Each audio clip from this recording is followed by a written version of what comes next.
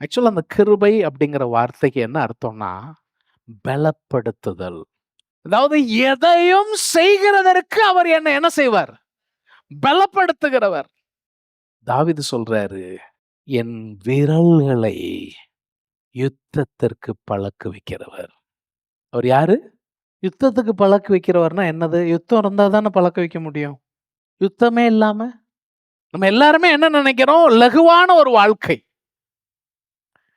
நமக்கு முன்னால எந்த ஒரு சேலஞ்சுமே என்ன செய்யக்கூடாது? இருக்கக்கூடாது. கோலியாத்து அங்க நின்னு கத்திட்டு அடக்கான். தாவீது போறான். எல்லாம் ஓடி ஒளிறாங்க. இவன் சொல்றான், அந்த விருத்த சேதம் இல்லாத நாய் ஜீவனுள்ள தேவனை பேசுறானே, இவனுக்கு என்ன உரிமை இருக்கு? இவன் கேட்கான், இவனை கொலை பண்றவனுக்கு என்ன செய்யப்படணும்? இந்த செய்தி யார்கிட்ட போகுது?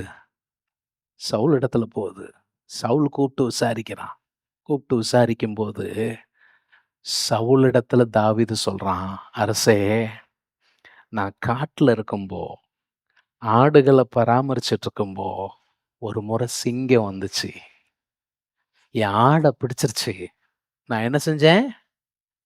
அதை பிடிச்சு அடிச்சு தாடைய கிழிச்சு போட்டுட்டேன். ஒரு முறை கரடி வந்துச்சு. அதையும் நான் அப்படியே செஞ்சேன். சிங்கத்துக்கும் கரடிக்கும் செய்ததை இவனுக்கும் செய்வேன். யார் அதை செய்ய வச்சது? கர்த்தர்.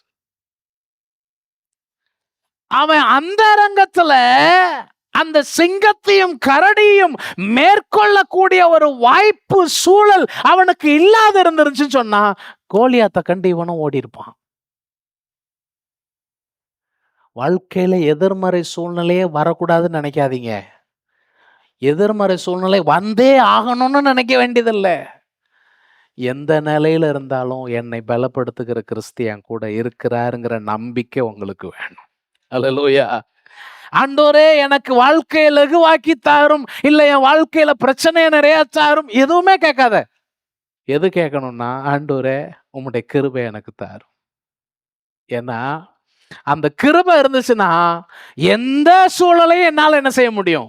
கடந்து போக முடியும். அதான் அங்க சொல்றாரு, நீங்க விலகி, உறுதியிலிருந்து விலகி வழுவி போகாதபடிக்கு அவருடைய கிருபையிலும் அவரை அறிகிற அறிவிலும் வளருங்கள். வளருங்கள். நீங்க வளர்றீங்களா?